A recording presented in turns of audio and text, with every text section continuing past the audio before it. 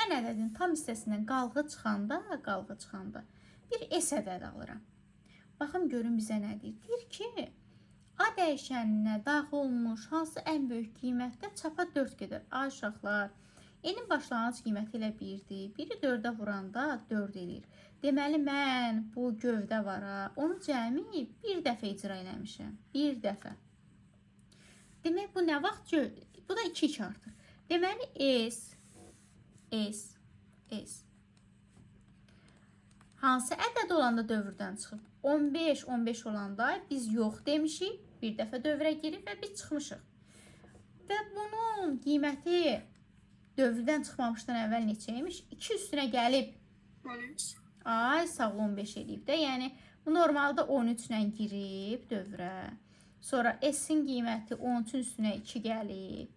N-i də 1-ə vurub 4 eləyib. Və qalxıb buradan gedib bunu yoxlayanda yox olub çıxmışıq. Və bizim yoxladığımız gövdə budur. Amma indi bizə nə deyir? Biz aldıq S13. S-i almışam 13. Amma axı daxil etdiyim ədəd 13 olmayıb. Mənim bax, S13 olmamışdan əvvəl bu proseduru yerinə yetirib. Tam hissəsindən çıxılıb qalğı və biz almışıq 13-ü.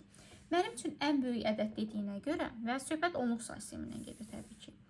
Bizim ədədimizin onluq say sistemində qalıq olma ehtimalı ədədlər bunlardır.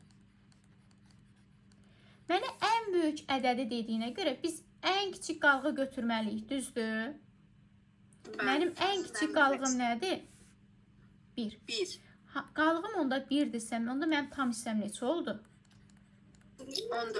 14. 14-ün yanına da qalığı gətirib qoyanda ədədim nə oldu? Özünüz bilirsiniz də 140. Ay, sağ ol. 141. Deməli 141-i bu 10-a böləndə tam hissəsi 14 olub.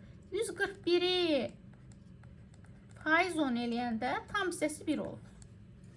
Deməli mənim ədədim 141 imiş.